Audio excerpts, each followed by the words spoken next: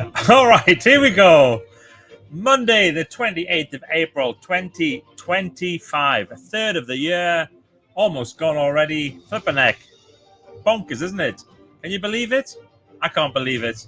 Anyway, I've got a quick one to do today because I've got to be somewhere soon. So let's just click some buttons and let's go.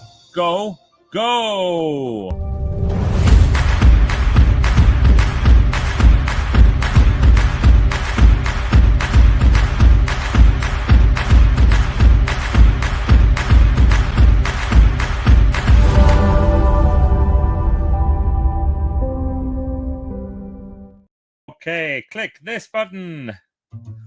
It's the start of the week. Grab your coffee cups. It's Magic Monday Live. And today it's signature stories. Yes. The reason I'm doing this is for two reasons. First of all, the other day somebody said to me, do you still tell the story about how you found that car?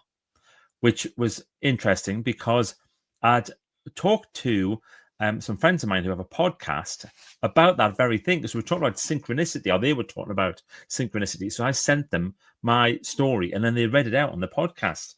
And it's called Making the Cut is the podcast. And it's Michael Douglas and Davina McCall. You might have heard of one of them or both of them. And I sent them my story and they liked it and read it out. It's very kind.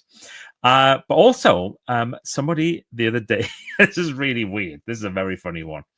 I had to go to the council office in Hexham to get a new bin sticker because the garden bin stickers, one of them was missing, probably blown away or something like that. So you can go along and you can give ID. As long as you give ID and they've got you on the list, they'll give you a new bin sticker, but they have to write on exactly which house it is to make sure that it's right. And I got there and she said, okay, can I just take your name, please? I said, yeah, it's Michael Heppel. And she went, oh, I know you. Absolutely fabulous. I was like, no, how to be brilliant. She went, yeah, fabulous. I remember it. I didn't have the heart to say, no, it is brilliant. That's what I say. I just went, yeah, fabulous. And she was really excited about having a chat with me about being absolutely fabulous. Not how to be brilliant. I wonder if actually she was thinking of somebody else who is absolutely fabulous, and maybe that is their thing, or whether she had just got mixed up. Anyway, either way, it doesn't matter. It was lovely to see it, and I got a new bin sticker. But then also, a little while ago, somebody did ask me this question about, do I still tell the story of how I managed to get this particular car? Now, I'm going to do that another day. I'm not going to do it now. And the reason why is it's quite a long story. It's a great story, but it's a long story. So I might do that at another day. But it made me think about the fact that I don't do that story, but it doesn't mean that somebody else could, because it's what's known as a signature story. And when you're a professional speaker, signature stories are your lifeblood. If you can have stories that you're able to tell that nobody else can tell because it happened to you, and without it kind of being an egotistical thing, it's usually much better, by the way, if it's self-deprecating, much better. But if you're able to tell a story about something happened to you and put it in such a way that people really get it and learn from it, that's kind of the magic. So you could, I could stand up and tell stories about other people all day, but it's much better if you either have a connection with them or it happened to you. Enough of that. And the reason why I'm telling you this is, again, not too long ago, I say not too long ago, probably a couple of years now, I was going to do an event, and it was really fun because the guy who booked me for the event had seen me speak a few years beforehand. And he came up to me beforehand and he said, Mike, I'm really excited that you're going to be here. It was a college. And he said, I'm the principal here now. And he said, I saw you a few years ago. I was vice principal somewhere else. I said, yeah, I remember it well. And he went, just want to ask you a quick question. Are you going to tell the story about Eileen? And now this is one of my signature stories. And those people who've seen me speak live will know about Eileen and her definition of fear. Now, I say it's false evidence appearing real. Eileen had a different description. You'll have to come and see me live if you want to know what it is. or someone will probably write it in the comments. Doesn't matter. It doesn't matter. Don't write it in the comments. Come and see me live. But anyway, it has a rude word in there. Okay, Eileen's had a rude word, and this is a lady who was in her 80s at an event, and I said, "It's fear. Does anybody know what that is?" And she went, "Yes, I do. It's," and then the first word was an expletive. And so I thought he would be upset about the fact that I was using the F word. And so I said to her, "Oh, is it about the F word? Because it's quite difficult to drop that bit out. And I'm quoting somebody, so it's not really like swearing." And he went, "Oh, no, it's not that. It's not that. It just, we had a speaker last year and he told the story." Sorry? He said, "Yeah, he told the same story." I said, "What about Eileen?" Yeah. He told the story. It wasn't as good as you, mind. I said, "Well, wait a minute. What do you mean wasn't as good? Shouldn't be telling my story." And he said, "Well, he did." Okay. Did he? Now, just let's get this really clear, because this is important to me.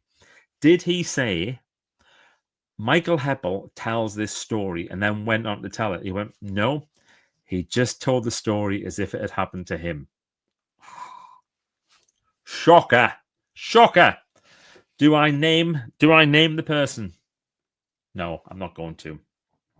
I did get in touch with them though and said, "Please stop telling my signature stories," and they denied doing it. And then I gave him the example and he said, "Oh, is that yours?" Yeah, it's mine. And it's that thing, comedians, they have their thing about jokes, that if a comedian makes up a joke, they then own that joke, and other comedians shouldn't do it. You don't really get tribute acts with joke telling, other than there's a guy who does Bobby Thompson, famous Northeast comedian Bobby Thompson, but Bobby Thompson's dead.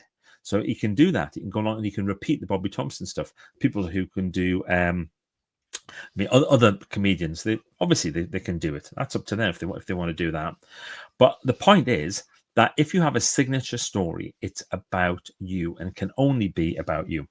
So I was thinking about this before I started today. Obviously, I do think about these. I think about them a little bit before I just suddenly start broadcasting out to the world. And I thought it's a good question to ask. What's your signature story? What are you known for?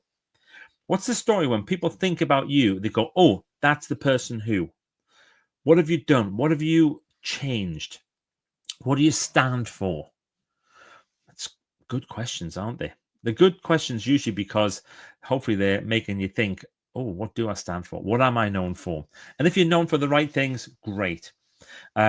Right now, we are in a crazy bonkers world. There's no doubt at all about it. Everyone's talking about how crazy it is.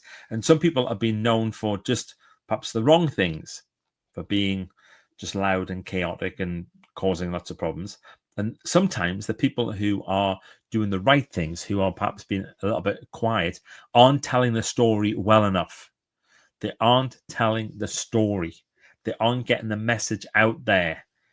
This is my kind of... I sound like I'm doing some sort of message to the world now. Message to the world. Get your story out there. Doesn't have to be to the world. Just with the people who you know. Just within your community. What's your signature story? Something to think about, hopefully. That's it for today. I'm going to dash because I need to be somewhere very, very soon. So I will see you not next week. Bank holiday next week. I know. I had one off last week. And I'm having one off next week as well. But I'll be back in middle of May. And we'll see you then. I'll play my music. Outro music. All right then. See you later. Bye. Got to click the right button as well.